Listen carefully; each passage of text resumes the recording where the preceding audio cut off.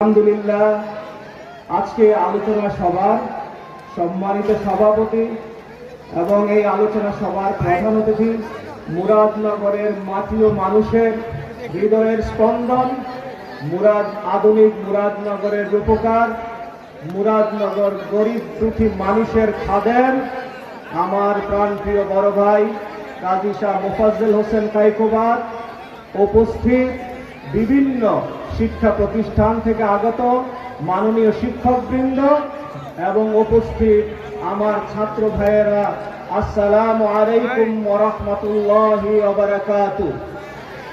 মুরাদনগরে আমাদের পরিবার 100 বেশি করে আপনাদের খাদেম হিসাবে আছে।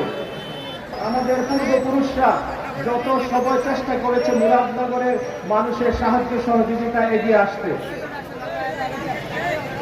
আমার বড় ভাই আপনাদের খাদেম হিসাবে, আপনাদের মুরব্বীরা দীর্ঘ 5 বার খাদেম হিসাবে নিয়োগ দিয়েছেন এবং আশা করি ভবিষ্যতে আপনারা খাদেম চিনতে ভুল করবেন না ইনশাআল্লাহ। উন্নয়নের কথা বলতে হলে হয়তো আপনাদের বাপদাদারা আপনাদের এই খাদেমের উন্নয়ন সচক্ষে দেখেছেন, কিন্তু এই উন্নয়ন যে আপনাদের জীবনে প্রত্যেকটা ক্ষেত্রে প্রতিফলন ঘটাচ্ছে তার প্রমাণ আমি আপনাদেরকে দিচ্ছি। আর গত 20-25 বছর আগে মুরাদনগরে এক খণ্ড জমি, এক কারির জমি কিনতে যেত 1000 টাকায়, আজকে সেই 1 শতক জমির দাম হয়েছে লক্ষ টাকা, যা বিক্রি করে আপনার বাপদাদারা আপনাদের উচ্চশিক্ষার জন্য বিদেশে প্রেরণ, আপনাদের ভাই বোনদেরকে বিবাহ এবং আপনাদের বিভিন্ন বিপদ আপদে কাজে লাগাতে পারছে। তার একমাত্র কারণ হয়েছে এই আপনাদের খাদেমের মুরাদনগরের যে উন্নয়নের জোয়ার বসে দিয়েছেন, সেই জোয়ারের প্রতিফলন।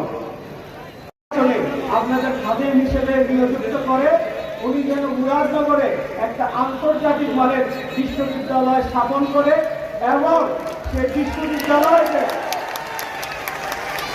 বিশ্ববিদ্যালয় মান এতই হবে যে ইনশাআল্লাহ বিদেশ থেকে ওইখানে পড়তে আসবে।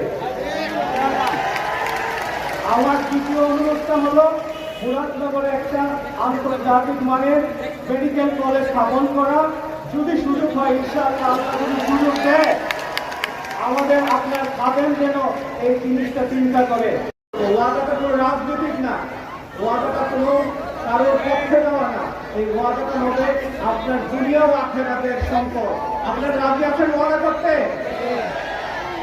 প্রথম ওয়াদা হলো বাপ মায়ের অবাধ্য হব না,